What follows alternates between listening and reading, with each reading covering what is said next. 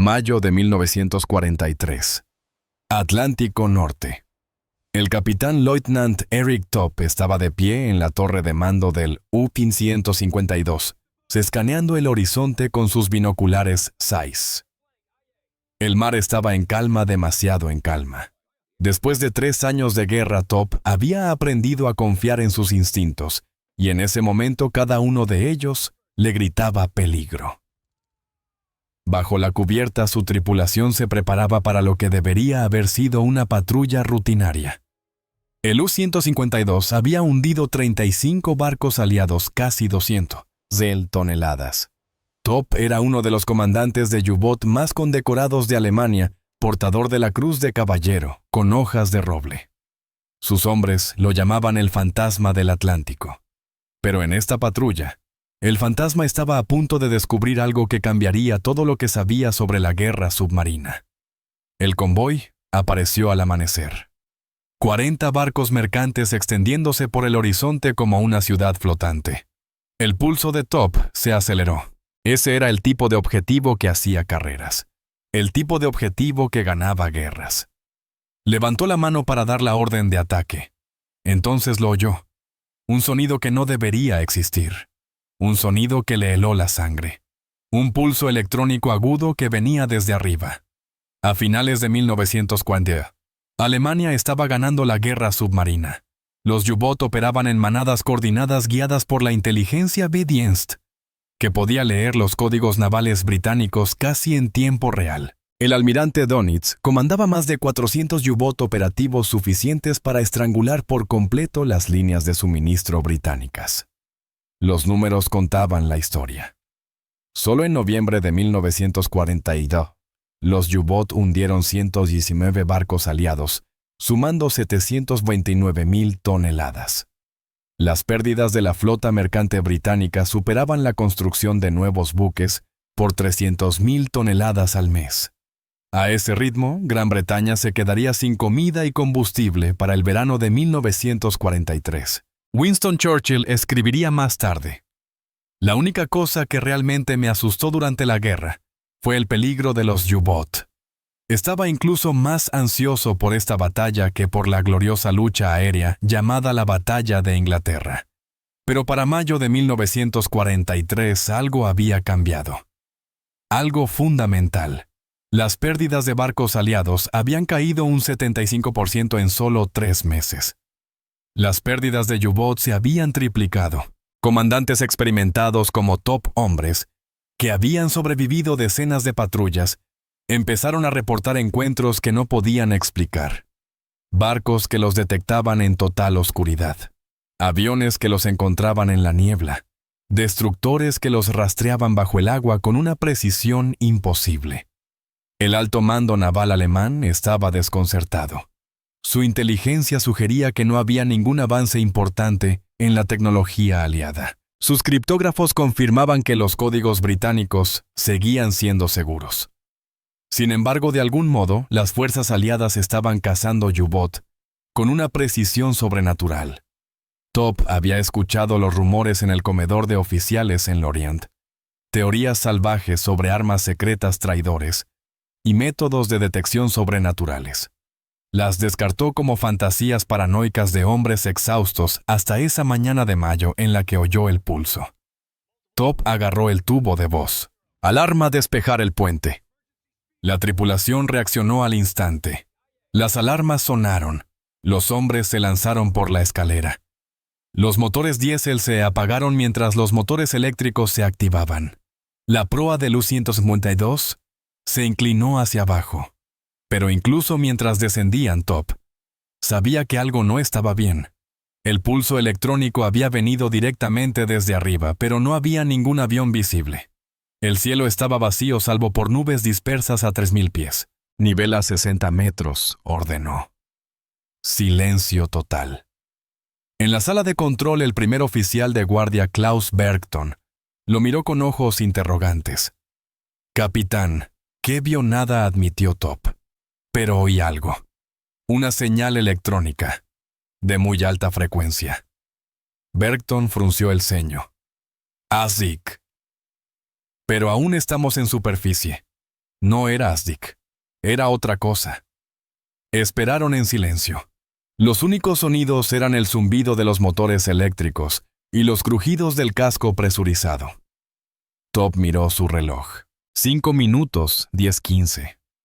Entonces lo oyeron el zumbido inconfundible de motores de avión haciéndose más fuerte. El operador de hidrófono gritó. 2 motores pesado probablemente. Un Liberator. Top sintió hielo en el estómago.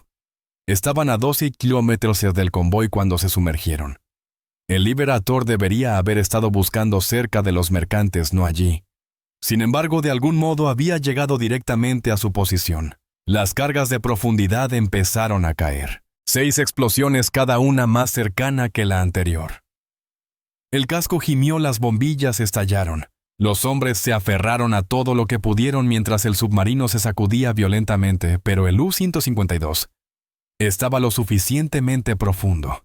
Las cargas explotaron por encima. Mortales, pero no fatales. Después de 20 minutos, el Liberator se alejó. Top esperó otra hora antes de emerger. Cuando finalmente rompieron la superficie, el convoy había desaparecido. Se había desvanecido en el horizonte.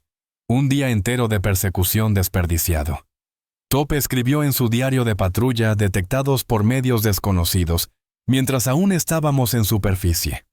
Avión apareció en minutos, pese a no haber contacto visual. Recomiendo investigar posible nueva tecnología aliada de detección. Aún no lo sabía, pero acababa de encontrarse con el radar centimétrico, una tecnología tan secreta que incluso la mayoría de los comandantes aliados no entendían cómo funcionaba. 3 días después, Top encontró otro convoy. Esta vez fue más cuidadoso. Permaneció sumergido durante el día siguiendo a los mercantes por el periscopio. Atacaría de noche cuando los U-Boot tenían todas las ventajas. Los submarinos en 1943 eran en realidad buques de superficie, que podían sumergirse temporalmente. Eran más rápidos en superficie, tenían mejor visibilidad y podían usar sus cañones de cubierta para ahorrar torpedos. Los ataques nocturnos eran el terreno natural de caza de los U-Boot. La oscuridad los hacía invisibles para los aviones y difíciles de detectar por los escoltas.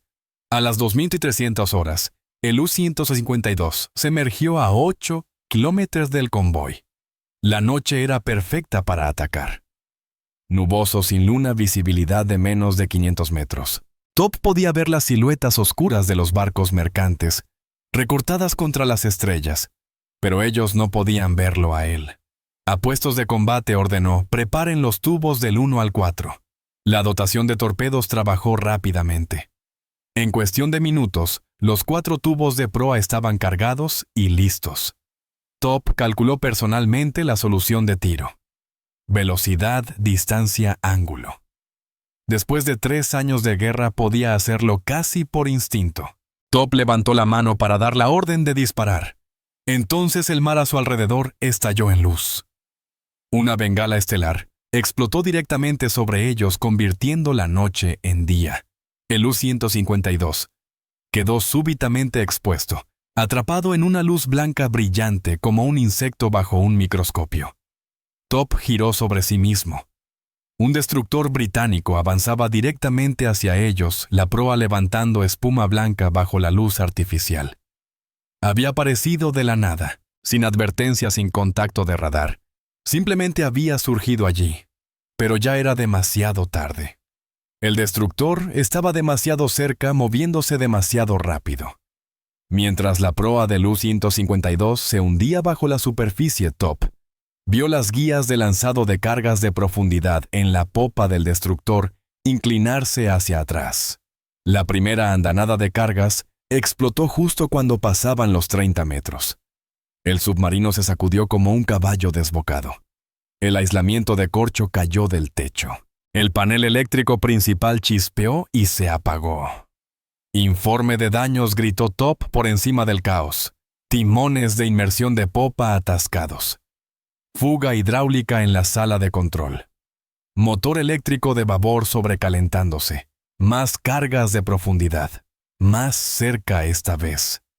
El casco presurizado gimió un sonido que todo submarinista temía. Significaba que el acero se estaba flexionando más allá de sus límites de diseño. «Llévala a 180 metros», ordenó Top.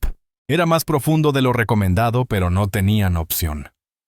Durante 3 horas, el destructor los persiguió. Se mantuvo directamente encima con una precisión inquietante, lanzando cargas de profundidad en un patrón metódico. Cada vez que intentaban escapar, el destructor corregía su rumbo para seguirlos. Finalmente, a las 0300 horas, el ataque se detuvo. Top esperó 2 horas más antes de emerger. Cuando por fin rompieron la superficie, el convoy ya estaba muy lejos. Para la tercera semana de mayo, Top solo había hundido 2 barcos, un resultado patético para un comandante de su experiencia.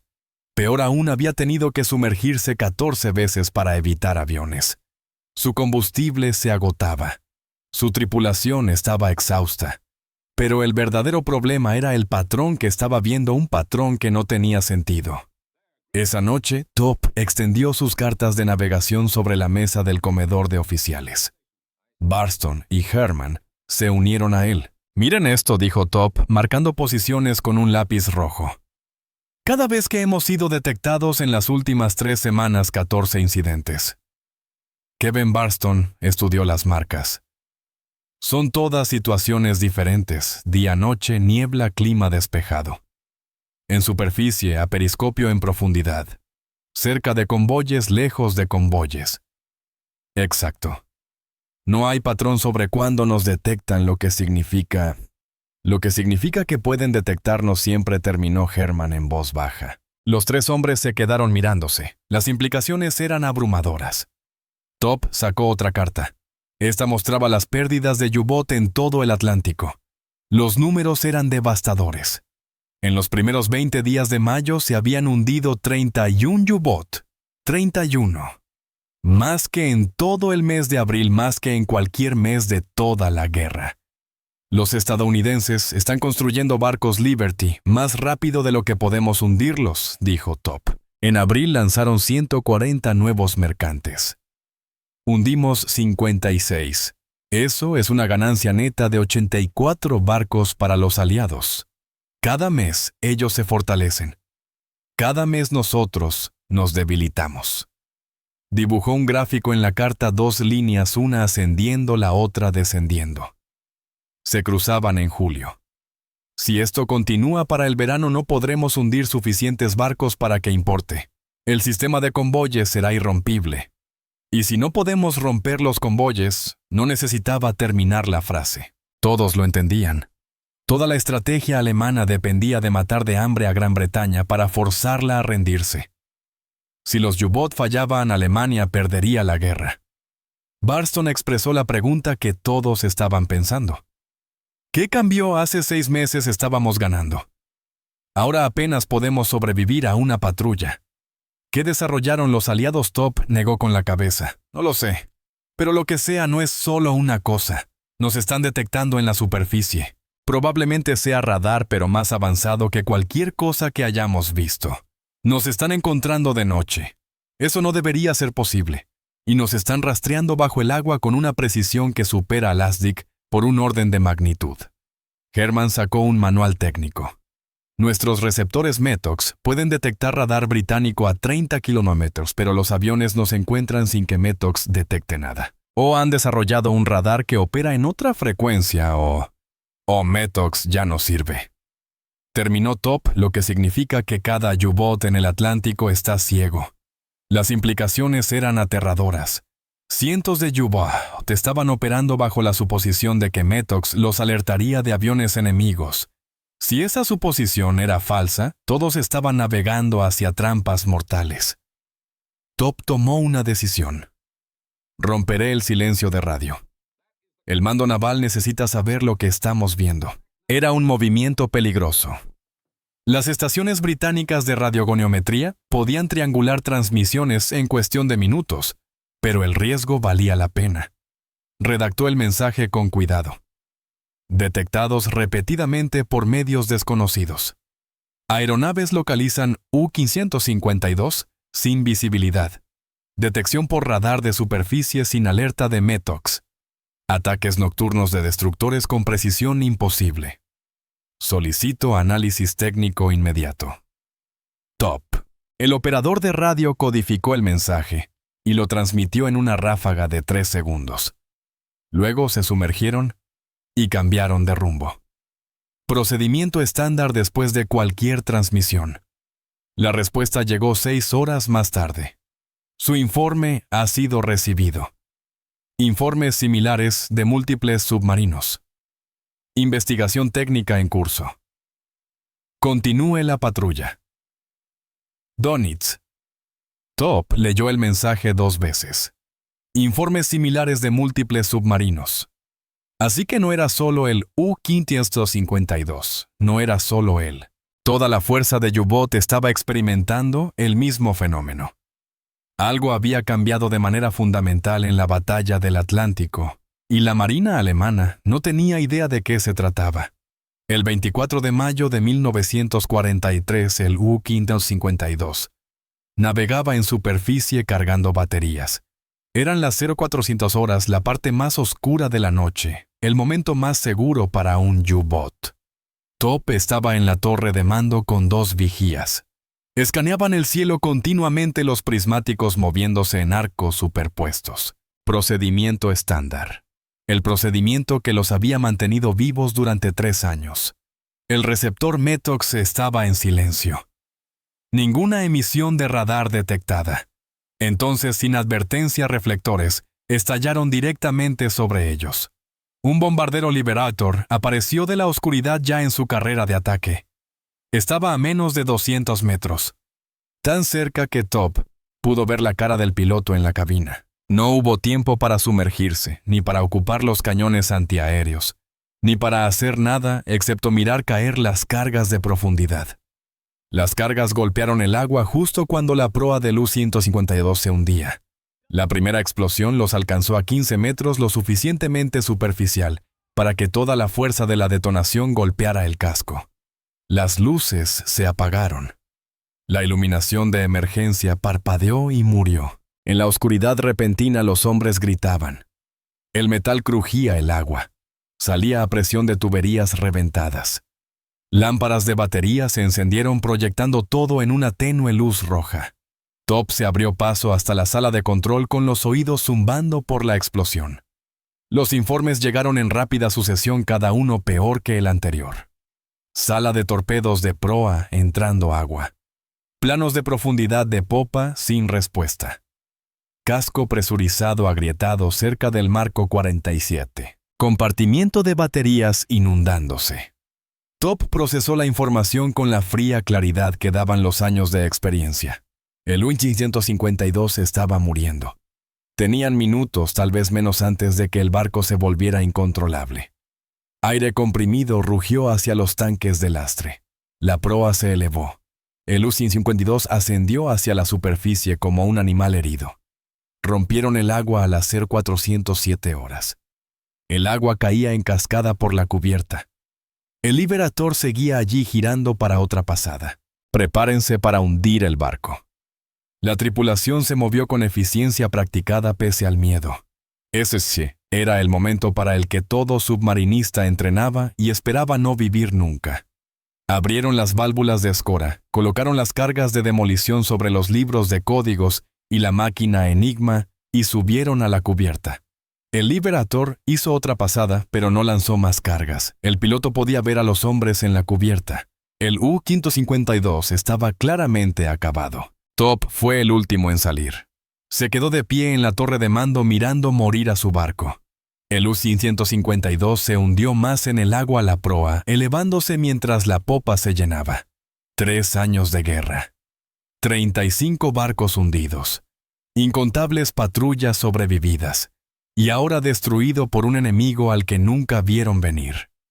Cuando el agua alcanzó la torre, Top saltó.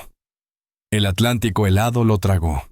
Cuando salió a la superficie, el U-552 ya no estaba. Solo burbujas y restos marcaban el lugar donde había estado. El Liberator lanzó balsas salvavidas y se alejó. Un destructor británico llegó 2 horas después y rescató a los supervivientes 42 hombres de una tripulación de 48. En la cubierta del destructor, envuelto en mantas, y bebiendo té caliente, Top finalmente entendió lo que había pasado. Un joven oficial británico le mostró la pantalla del radar, un monitor circular con puntos verdes brillantes. Así es como los encontramos, dijo sin dureza. Radar centimétrico. Podemos verlos desde 30 kilómetros, con cualquier clima de día o de noche. Su METOX no puede detectarlo porque opera en una longitud de onda completamente diferente. Top miró la pantalla fijamente. Cada punto verde era un U-Boot. Cada uno visible, localizable, vulnerable. ¿Desde cuándo tienen esto? Desde marzo. Cada avión, cada barco escolta todo el Atlántico está cubierto. Top sintió que algo se rompía dentro de él. No desesperación, era demasiado profesional para eso, sino la fría certeza de que la guerra estaba perdida. La campaña de los U-Boot había dependido de la invisibilidad de poder esconderse en la inmensidad del Atlántico, atacar sin aviso y desaparecer antes de que los escoltas pudieran responder. Pero si los aliados podían ver cada U-Boot, rastrear cada movimiento, coordinar cada respuesta, entonces no había escondite, no había sorpresa, no había ventaja. Las matemáticas eran simples y brutales. Alemania podía construir U-Boot más rápido de lo que los aliados podían hundirlos, pero los aliados podían construir barcos mercantes aún más rápido. Y ahora con el radar centimétrico, podían proteger esos barcos con una eficiencia sin precedentes. La batalla del Atlántico había terminado. Alemania simplemente no lo sabía todavía. Mayo de 1943 se convirtió en mayo negro para la Marina alemana.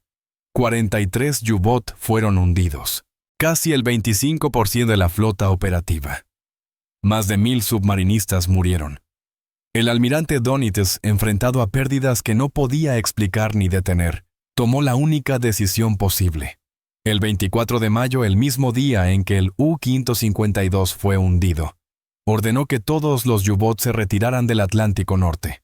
Era una admisión de derrota. Por primera vez en la guerra, los submarinos alemanes estaban retrocediendo. La explicación oficial fue un repliegue temporal para mejoras técnicas. Pero todo submarinista sabía la verdad. Habían perdido la batalla del Atlántico. La tecnología que los derrotó fue el radar centimétrico, específicamente el magnetrón de cavidad desarrollado en la Universidad de Birmingham en 1940 y perfeccionado por ingenieros estadounidenses en el laboratorio de radiación del MIT. El radar tradicional operaba con longitudes de onda de unos 5 metros. El radar centimétrico operaba con longitudes de onda de 10 centímetros, de ahí su nombre. Esta longitud de onda más corta proporcionaba una resolución dramáticamente superior y era completamente indetectable para los receptores METOX alemanes. Para marzo de 1943, cada barco escolta aliado y cada avión de patrulla en el Atlántico llevaba radar centimétrico. Podían detectar submarinos navegando en superficie a 30 kilómetros, en total oscuridad o en niebla espesa.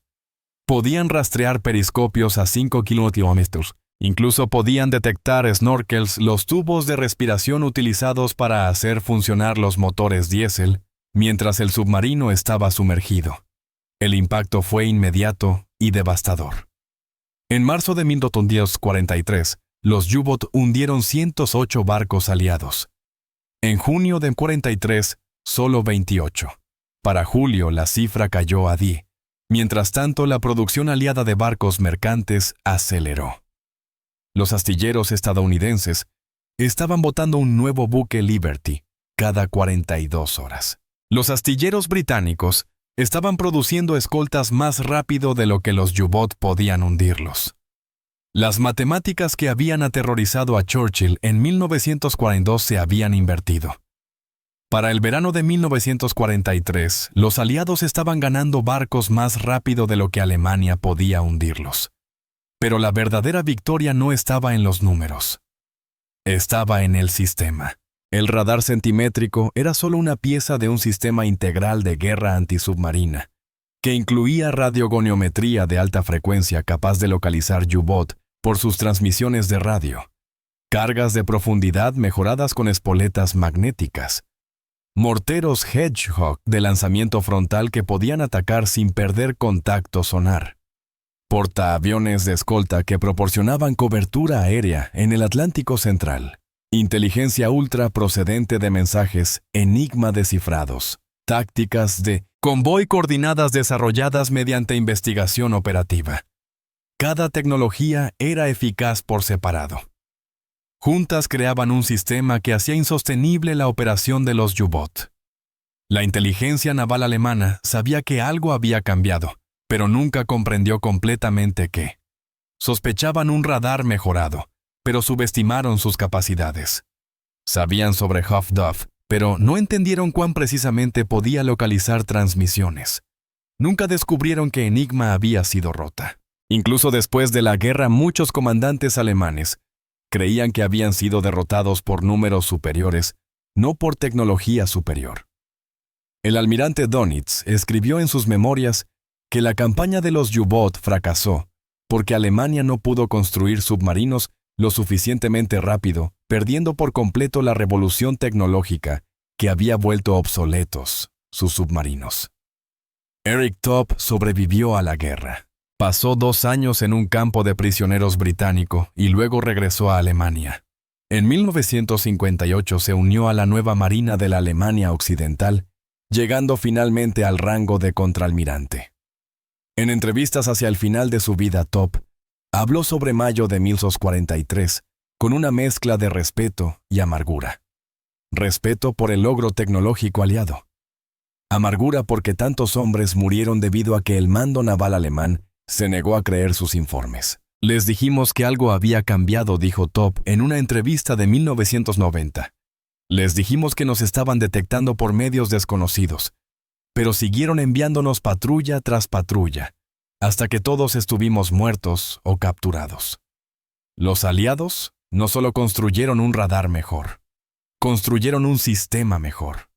Coordinaron sus tecnologías, compartieron su inteligencia, adaptaron sus tácticas. Nosotros seguimos luchando del mismo modo en que siempre lo habíamos hecho y nos preguntábamos por qué estábamos perdiendo. Esa es la verdadera lección de la batalla del Atlántico. La tecnología gana guerras, pero solo si entiendes contra qué estás luchando. Para junio de 1944, cuando los aliados invadieron Normandía, la amenaza de los U-Boot ya había sido neutralizada. Más de 5,000 barcos cruzaron el Canal de la Mancha en la mayor operación anfibia de la historia. Ni uno solo fue hundido por un U-Boot. La batalla del Atlántico fue ganada por una tecnología de la que la mayoría de la gente nunca había oído hablar, un magnetrón de cavidad del tamaño de un puño que producía ondas de radio de 10 centímetros. Cambió la guerra submarina para siempre y cambió el resultado de la Segunda Guerra Mundial. La batalla del Atlántico fue ganada tanto por ingenieros y científicos como por marineros y aviadores. Se ganó en laboratorios universitarios y en fábricas en la guerra invisible de tecnología e inteligencia. Si encontró esta historia fascinante, querrá ver cómo avances tecnológicos similares decidieron otras batallas cruciales. Descubra en el próximo video otra victoria invisible que cambió el curso de la historia.